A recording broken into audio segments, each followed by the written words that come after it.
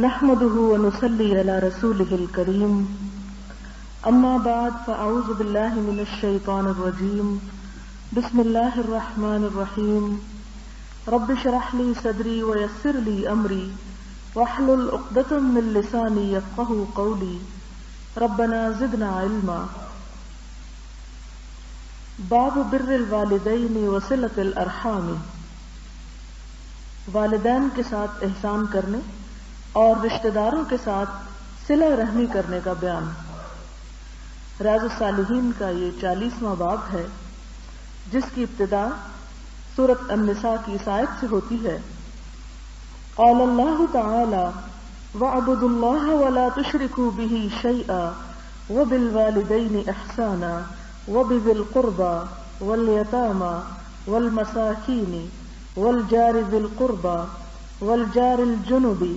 وَالصَّاحِبِ بِالْجَنبِ وَابْنِ السَّبِيلِ وَمَا مَلَكَتْ أَيْمَانُكُمْ۔ اللہ تعالیٰ کا ارشاد ہے، اور خدا ہی کی عبادت کرو اور اس کے ساتھ کسی چیز کو شریک نہ بناؤ،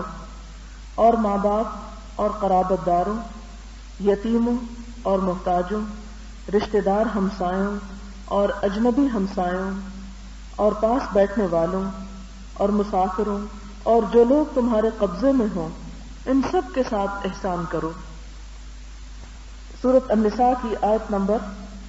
1 ہے، واتقوا اللہ الذی تساءلون بہ والارحام، اور ڈرو اللہ سے وہ جس کا نام لے کر تم ایک دوسرے سے اپنے حق مانگتے ہو، اور صلہ رحمی کرو۔ وقال تعالی والذین یصلون ما امر اللہ بہ ان یوصل، اللہ تعالیٰ نے فرمایا اور وہ لوگ جوڑتے ہیں ان کو جس کو اللہ نے جوڑنے کا حکم دیا۔ وقال تعالی ووصینا الانسان بوالدیہ حسنا، کہ ہم نے انسان کو اپنے ماں باپ کے ساتھ نیک سلوک کرنے کا حکم دیا۔ وقال تعالی وقضى ربك الا تعبدوا الا اياه وبالوالدين احسانا اما يبلغن عندك الكبر احدهما او كلاهما فلا تقل لهما اف ولا تنهرهما وقل لهما قولا كريما واخفض لهما جناح الذل من الرحمة وقل رب ارحمهما كما ربياني صغيرا۔ اللہ تعالیٰ کا ارشاد ہے،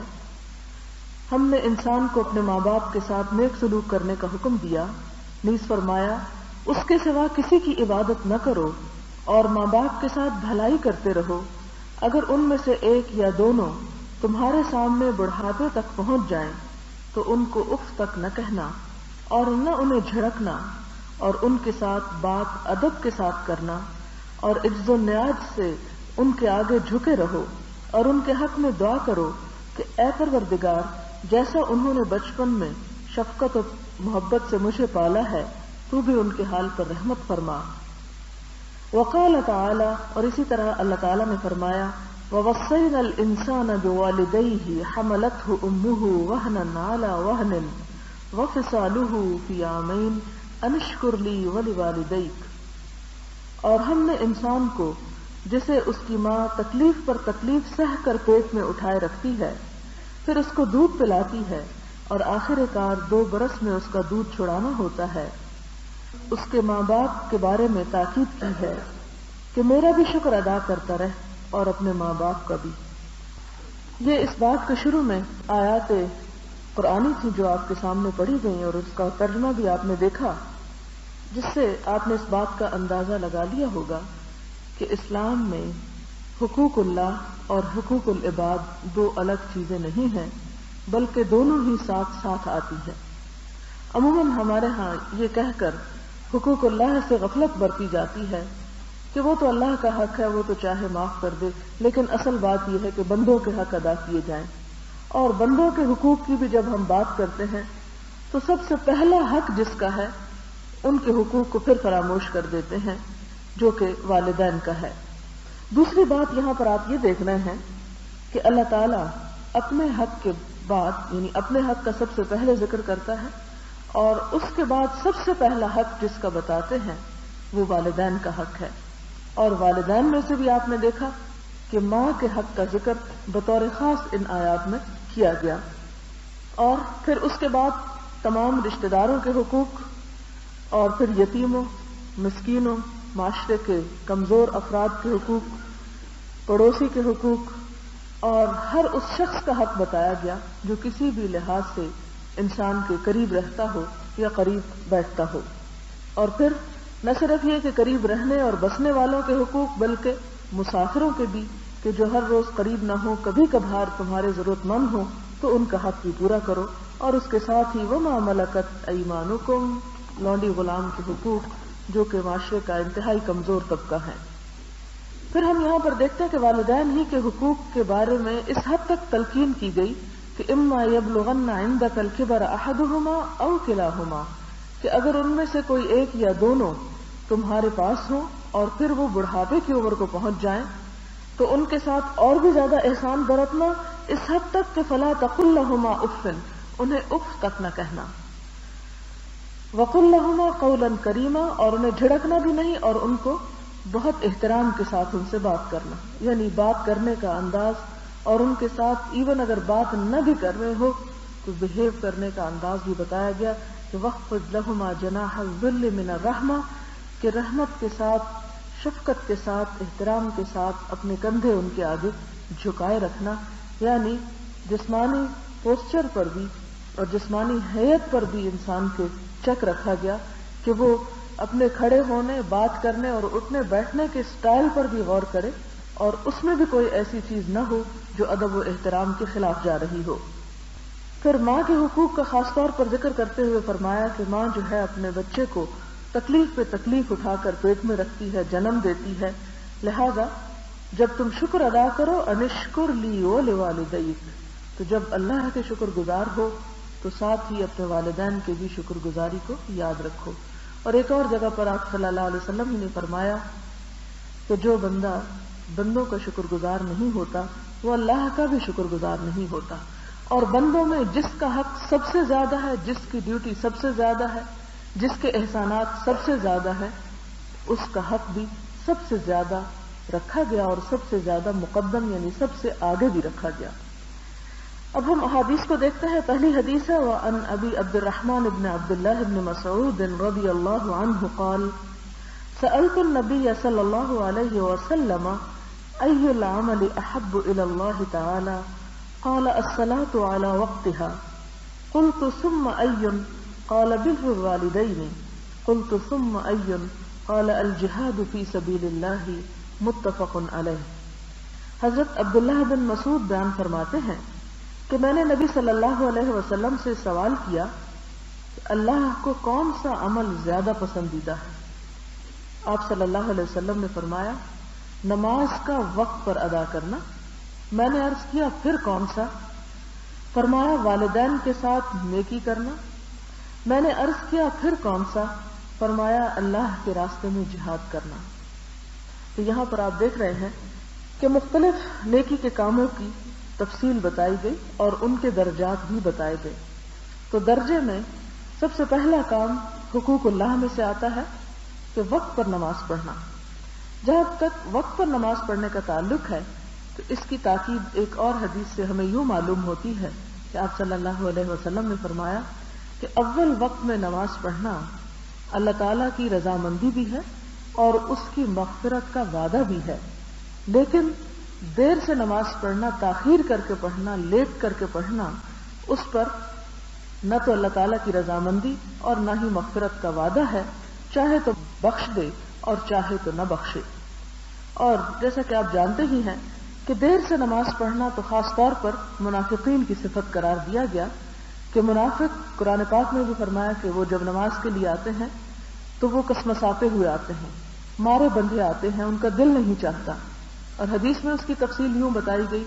کہ منافق دھوپ کے پیلا پڑنے کا انتظار کرتا رہتا ہے اور یہ سوچتا ہے اچھا ابھی تو وقت ہے، ابھی وقت ہے، اور جب سورج بالکل غروب ہونے کے قریب ہو جاتا ہے پھر وہ اٹھتا ہے اور تیزی سے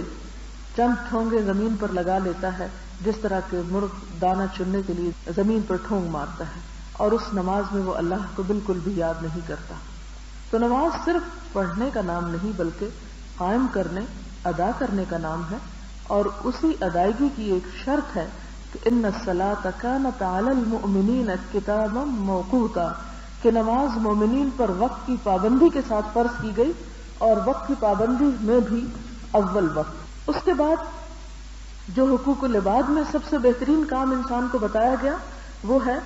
والدین کے ساتھ نیکی کرنا، یعنی ان کے ساتھ کسی بھی لحاظ سے اچھا سلوک کرنا جس کے وہ محتاج ہوں، یا اس کی تفصیل نہیں بتائی گئی۔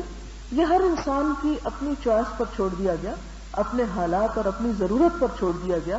کہ جہاں جس طرح کے مواقع اور جس طرح کے حالات ہوں، اگر وہ مالی مدد کے محتاج ہیں تو جب، اور اگر جسمانی مدد کے محتاج ہیں یا اپنی تنہائی کی وجہ سے پریشان ہیں یا کسی بھی اور مشکل کا شکار ہیں، تو ان کی اس مشکل کو آسان کرنا جو ہے ان کے ساتھ دراصل احسان ہے۔ اور پھر تیسرے نمبر پر آتا ہے اللہ کے راستے میں جہاد کرنا۔ حالانکہ کئی اور احادیث میں آپ دیکھتے ہیں کہ جہاد کی بڑی فضیلت بتائی گئی، اور جہاد کا انجام بھی یعنی شہادت کے طور پر ہو یا غازی ہونے کی شکل میں ہو، دونوں کے بڑے فضل بتایا گیا۔ لیکن یہاں پر آپ دیکھ رہے ہیں کہ ترتیب میں جہاد تیسرے نمبر پر آتا ہے، اور اس کی وضاحت ایک اور حدیث سے بھی ہمیں ہوتی ہے کہ ایک شخص حضور صلی اللہ علیہ وسلم کے پاس آیا کہ وہ اسے جہاد میں شریک کرنے کے لیے فوج میں شامل کر لیں، تو آپ صلی اللہ علیہ وسلم نے فرمایا کہ تم نے اپنے والدین کو کس حال میں چھوڑا ہے؟ شاید آپ کو پہلے سے پتا تھا کہ اس کے والدین جو ہیں وہ بوڑھے ہیں، تو اس نے کہا کہ جب میں نکلا تو وہ رو رہے تھے۔ آپ صلی اللہ علیہ وسلم نے اسے جہاد میں شریک کرنے سے انکار کر دیا اور فرمایا کہ جاؤ، جس طرح تم نے انہیں رلایا ہے اسی طرح اب جا کر ان کا دل بھی خوش کرو۔ اگر وہ بالکل تنہا ہے اور ان کا کوئی مددگار نہیں، کوئی سہارا نہیں، تو تمہیں جہاد میں شرکت سے معذور سمجھا جاتا ہے۔ اگلی حدیث ہے وعن ابی ہریرہ رضی اللہ عنہ قال قال رسول اللہ صلی اللہ علیہ وسلم لا يجزي ولد والدا الا ان يجده مملوكا فيشتريه فيعتقه رواہ مسلم۔ مسلم کی اس حدیث کا مقصد ہے کہ رسول اللہ صلی اللہ علیہ وسلم نے فرمایا کوئی بیٹا اپنے والد کے احسانات کا بدلہ نہیں دے سکتا، ہاں جب اس کو غلام پائے تو اس کو خرید کر آزاد کر دے۔ یعنی اگر کوئی شخص یہ چاہے کہ وہ اپنے باپ کے احسانوں کا بدلہ ادا کر دے تو وہ کرنے کے قابل ہی نہیں،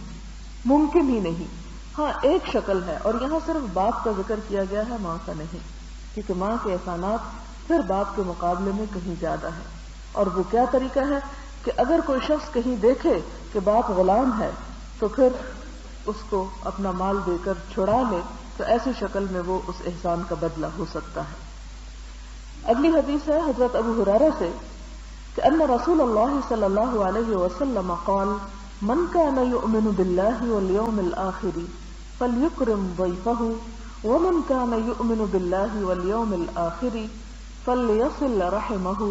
ومن كان يؤمن بالله واليوم الآخر فليقل خيرا أو ليصمت متفق علیہ۔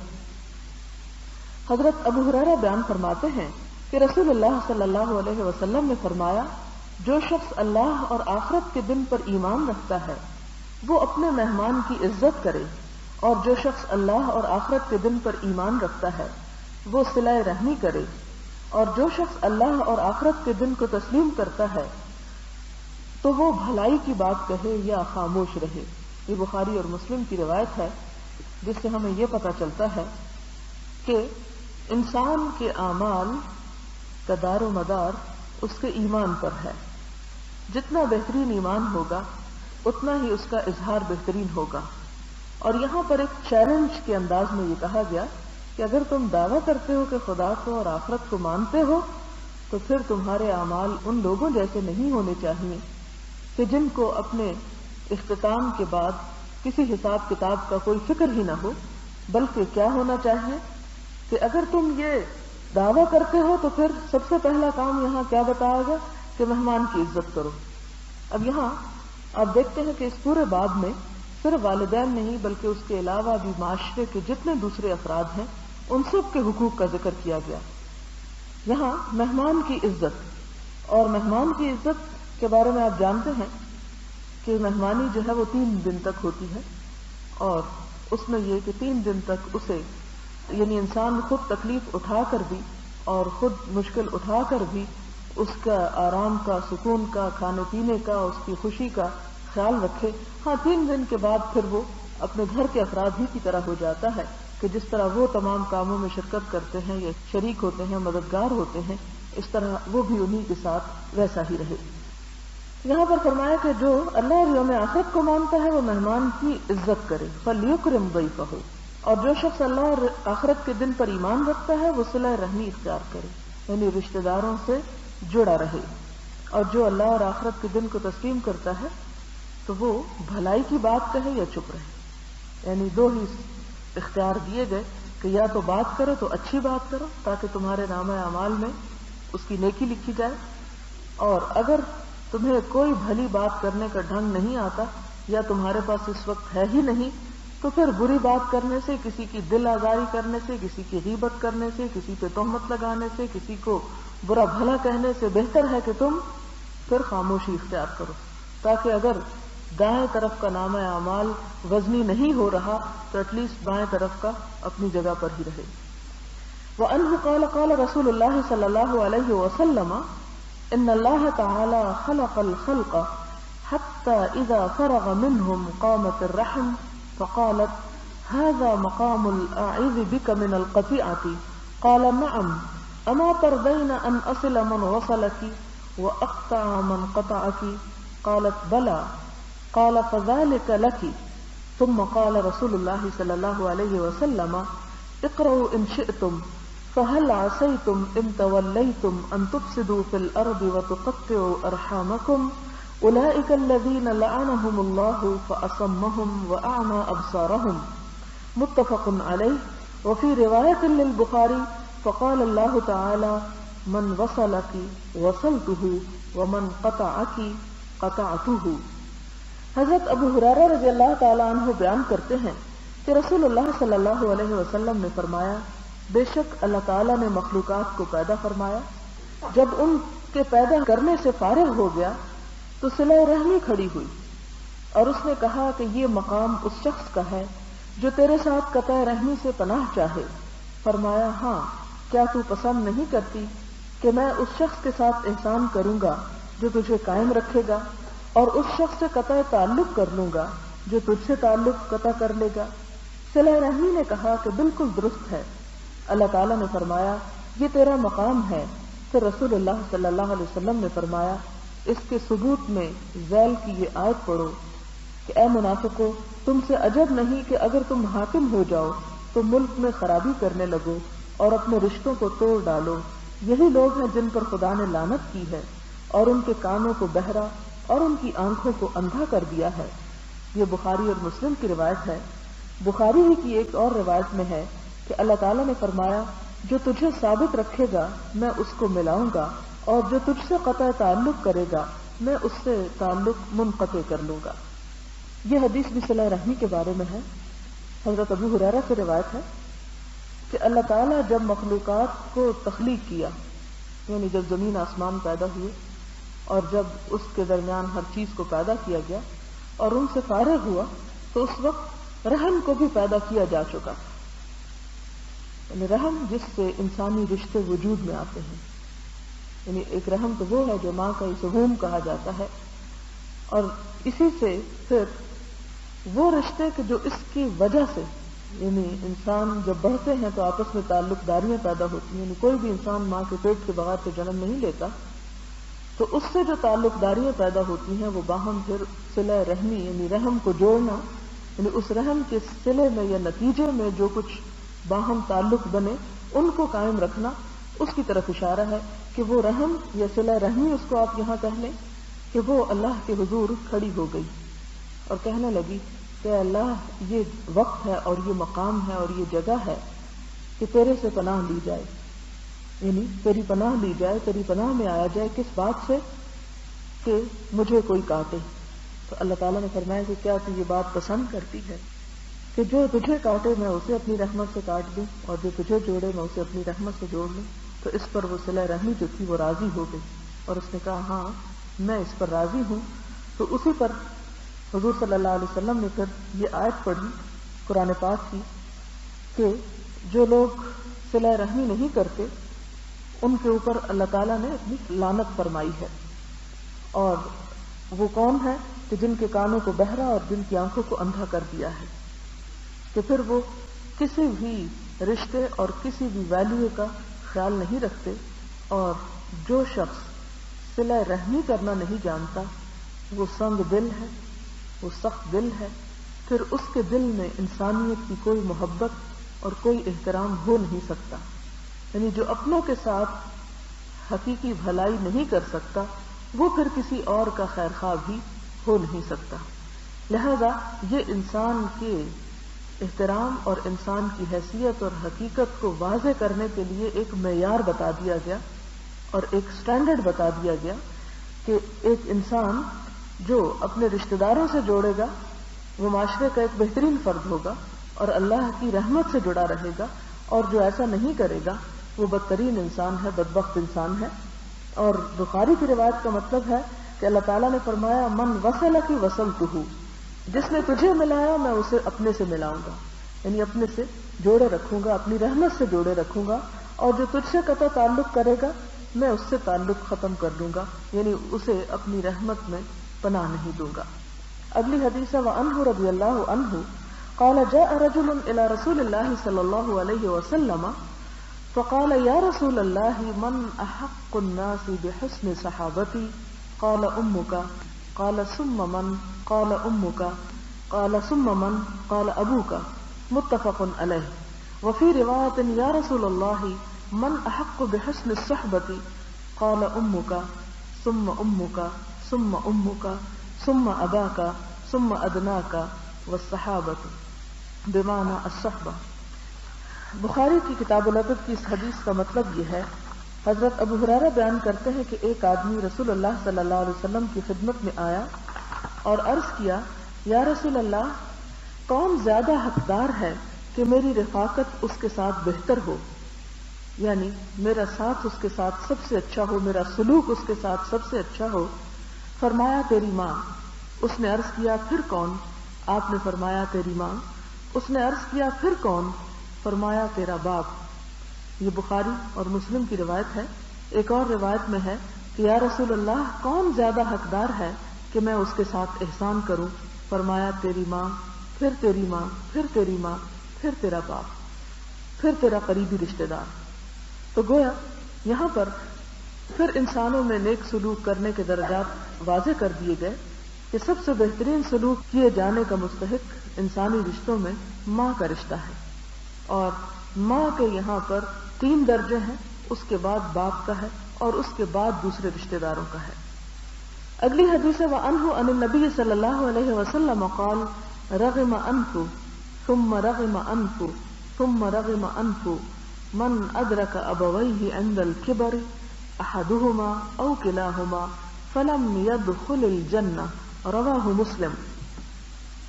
حضرت ابو ہریرہ نبی صلی اللہ علیہ وسلم سے روایت کرتے ہیں آپ صلی اللہ علیہ وسلم نے فرمایا اس شخص کا ناک غبار آلود ہو جائے، پھر فرمایا اس شخص کا ناک غبار آلود ہو جائے، پھر اس شخص کا ناک غبار آلود ہو جائے جو اپنے ماں باپ میں سے ایک یا دونوں کو بڑھاپے کی حالت میں پائے اور پھر ان کی خدمت کر کے جنت کا مستحق نہ بن جائے. کیونکہ والدین ہی انسان کی جنت اور جہنم ہے، اور خاص طور پر بڑھاپے میں اور ایسی عمر میں جبکہ ان کو سنبھالنے والا کوئی نہ ہو، تو اس صورت میں انسان کی پرائرٹیز میں سے یہ بات ہونی چاہیے کہ وہ اور نیکی کے کاموں پر والدین کے ساتھ نیک سلوک اور ان کی خدمت کو ترجیح دے. اور پھر جنت کو اس کے ساتھ مشروط کر دیا گیا کہ اگر کوئی شخص یہ کام نہیں کرتا تو پھر وہ اس قابل نہیں، اس چیز کا اہل نہیں، اس چیز کا اس کو حق نہیں کہ وہ جنت میں داخل ہو سکے یا جنت میں رہنے والوں کے ساتھ رہ سکے. اگلی حدیث ہے آپ صلی اللہ علیہ وسلم سے کسی نے کہا، حضرت ابو ہریرہ بیان کرتے ہیں کہ یا رسول اللہ میرے قریبی رشتہ دار ایسے ہیں کہ میں تو ان کے ساتھ صلہ رحمی کرتا ہوں لیکن وہ قطع رحمی کرتے ہیں، میں ان کے ساتھ حسن سلوک کا برتاؤ کرتا ہوں لیکن وہ بے مروتی کرتے ہیں، میں بردباری اختیار کرتا ہوں لیکن وہ جہالت کا مظاہرہ کرتے ہیں. آپ نے فرمایا اگر تو ایسا ہی ہے جیسا کہ تو کہتا ہے تو ان کے منہ میں گرم راکھ ڈال رہا ہے، اور خدا کی طرف سے ہمیشہ ان کے خلاف تیرا مددگار تیرے ساتھ رہے گا جب تک کہ تو اس حالت پر رہے گا. یہ اللہ کی طرف سے ایک وعدہ ہے، اور یہ ہر گھر کا مسئلہ ہے اور انسانی مسائل میں سے بہت بنیادی مسئلہ ہے کہ عموماً ہر شخص اپنے آپ کو درست سمجھتا ہے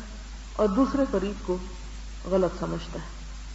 اور یہ خیال کیا جاتا ہے کہ دوسرے حق نہیں دیتے، ہم تو بہت اچھے ہیں ان کے ساتھ۔ اسی کا جواب ہے یہاں پر کہ ایک شخص اسی طرح آ کے آپ صلی اللہ علیہ وسلم سے عرض کرتا ہے کہ میرے قریبی رشتہ دار ہیں، میں تو ان کے ساتھ اچھا سلوک کرتا ہوں لیکن وہ اچھا نہیں کرتے، میں جب ان کے ساتھ حسن سلوک کرتا ہوں تو وہ بے مروتی دکھاتے ہیں، میں اگر تحمل اور بردباری سے پیش آتا ہوں تو وہ جہالت برتتے ہیں، یعنی اکھڑ پن اور بدتمیزی سے معاملہ کرتے ہیں۔ تو آپ صلی اللہ علیہ وسلم نے فرمایا اگر تو اپنی بات میں سچا ہے، اگر ایسا ہی ہے جیسا تو کہہ رہا ہے، تو پھر دراصل تو ان کے منہ میں گرم خاک ڈال رہا ہے، یعنی انہیں ذلیل و رسوا کر رہا ہے۔ اب ذلیل و رسوا تو کوئی اسی وقت ہمارے خیال میں ہوتا ہے جب کسی کو گالیاں دی جائیں یا کسی کو برا بھلا کہا جائے، لیکن یہاں پر ذلیل و رسوا کرنے کا جو طریقہ ہے وہ حسن سلوک بتایا گیا۔ وہ کس طرح کہ ایک شخص کے ساتھ اگر جہالت برتی جاتی ہے، بدتمیزی کی جاتی ہے، اور وہ جواب میں صبر کا گھونٹ پی کر اور ہمت اور جرأت سے کام لے کر اچھے اخلاق کا مظاہرہ کرتا ہے، تو وقتی طور پر تو یوں محسوس ہوتا ہے جیسے انسان کم تر ہو گیا، لیکن اس کے نتیجے میں جو خیر اور جو بھلائی آتی ہے، کیونکہ ہر انسان کو اللہ تعالیٰ نے ضمیر نام کی چیز دی ہوتی ہے۔ ایک شخص جب دوسرے کے ساتھ جہالت برتتا ہے اور دوسرا جواباً اس کے ساتھ ٹھنڈے دل دماغ سے سلوک کرتا ہے اور اچھی طرح پیش آتا ہے، تو وہ جو اندر ضمیر نام کی چیز ہے وہ انسان کو کسی اور کے ملامت کرنے سے پہلے خود ہی ملامت شروع کر دیتی ہے کہ تم کتنے برے ہو کہ تم نے دوسرے کے ساتھ ایسا معاملہ کیا۔ اور پھر اس ملامت کے نتیجے میں نہ صرف یہ کہ خود اس کے اندر ایک ایسی تڑپ پیدا ہوتی ہے، بلکہ باہر سے دیکھنے والے بھی اس شخص ہی کو برا بھلا کہتے ہیں کہ جو رشتہ داروں کے ساتھ اچھا سلوک نہ کر رہا ہو۔ اس طرح بظاہر یوں محسوس ہو کہ وہ اس کا درجہ شاید کم ہو رہا ہے یا اس کی عزت کم ہو رہی ہے، یہ تو اللہ کا وعدہ ہے کہ جو اللہ کی خاطر تواضع اختیار کرے گا اللہ تعالیٰ اس کا درجہ بلند کریں گے اور اس کی عزت کو بھی بڑھائیں گے، اس کی عزت میں اضافہ کریں گے۔ تو یہاں مزید اس کے اوپر تاکید کر دی گئی کہ ایسا نہیں ہوگا، بلکہ جب تم اچھا سلوک کرو گے تو تمہیں بھی، یعنی تمہارے اپنے اندر اطمینان اور دوسری طرف اس کے اندر ایک بے چینی پیدا ہوگی۔ گرم راکھ اصل میں کیا ہے؟ استعارہ ہے کہ کسی کے منہ میں گرم راکھ ڈالنا، یعنی دراصل تم اس کو تکلیف میں اپنے اچھے سلوک سے مبتلا کر دو گے کہ اس کے اپنے اندر ایک تڑپ اور ایک بے چینی اور ایک کسک پیدا ہو جائے گی کہ وہ غلطی پر ہے۔ اور پھر دوسری بات یہ کہ جب دوسروں سے وہ یہ بار بار سنے گا کہ تم نے زیادتی کی اور تم نے زیادتی کی، تو اس سے تمہارا درجہ اور مقام خود بخود لوگوں کی نظروں میں بھی بڑھے گا۔ لہذا اس درجے اور اس مقام کو پانے کے لیے انسان کو اپنے نفس کے ساتھ بہت بڑے جہاد کی ضرورت ہے۔ ادروائز ذرا سا بھی اگر انسان دیکھتا ہے کہ دوسرے کی طرف سے زیادتی ہے تو دوسروں کو تو معاف کر دیتا، لیکن عموماً اپنے رشتہ داروں کو معاف کرنے کی بجائے بڑھ چڑھ کر انتقام لینے کی کوشش کرتا ہے، اور کیونکہ ان پہ وہ اپنا حق سمجھتا ہے لہذا اس سے معاملات میں مزید بگاڑ پیدا ہوتا ہے۔ یہاں پر امام نووی نے اس کی تفسیر کرتے ہوئے خود فرمایا کہ یہاں لفظ المل جو ہے یہ گرم خاک کو کہتے ہیں، گویا کہ تو ان کو گرم خاکستر کھلا رہا ہے۔ دراصل ان کی اس حالت کو جو گناہ کی وجہ سے ہے اس انسان کے ساتھ تشبیہ دینا مقصود ہے جو گرم خاک منہ میں ڈالتا ہے تو اس کو اس سے کس قدر تکلیف ہوتی ہے، لیکن وہ جو شخص جو ان کے ساتھ احسان کے ساتھ پیش آ رہا ہے اس پر کچھ گناہ نہیں، لیکن چونکہ وہ لوگ اس کے حقوق کی پامالی کر رہے ہیں اور اس کو نقصان پہنچا رہے ہیں اس لیے وہ بڑے گناہ کے مرتکب ہو رہے ہیں۔ یعنی خاک ڈالنے سے مراد یہ کہ تم دراصل انہی کو گناہگار کر رہے ہو، یہ ایک دوسرا معنی جو انہوں نے بتایا ہے۔ وعن انس رضی اللہ عنہ ان رسول اللہ صلی اللہ علیہ وسلم قال من احب ان يبسط له في رزقه وينسأ له في اثره فليصل رحمه متفق علیہ۔ حضرت انس سے روایت ہے کہ رسول اللہ صلی اللہ علیہ وسلم نے فرمایا کہ جو شخص چاہتا ہے کہ اس کو رزق میں فراخی حاصل ہو اور اس کو لمبی عمر عطا ہو، دو چیزیں یہاں پر ہیں۔ جو شخص رزق میں فراخی چاہتا ہے کہ اسے دنیا میں زیادہ ملے مال و دولت، اور دوسری چیز اسے لمبی عمر عطا ہو تو اسے چاہیے کہ وہ رشتہ داروں سے اچھا سلوک کرے۔ اب یہاں پر عموماً لمبی عمر سے مراد یہ سمجھا جاتا ہے کہ سال اور مہینوں کا بڑھ جانا، وہ بھی ہو سکتا ہے، لیکن دراصل اس سے مراد عمر میں برکت کا ہونا ہے کہ انسان کی عمر اگرچہ چھوٹی ہو لیکن وہ ایسے ایسے نیکی کے کام کر جائے، خیر اور بھلائی کے کام کر جائے جو کسی دوسرے کو بہت زیادہ لمبی عمر میں کرنے نصیب ہوں، تو وہ کم وقت کے اندر، تھوڑے پیریڈ کے اندر زیادہ اپنے لیے خیر اور بھلائی اور نیکی اور آخرت کا توشہ جمع کر لے۔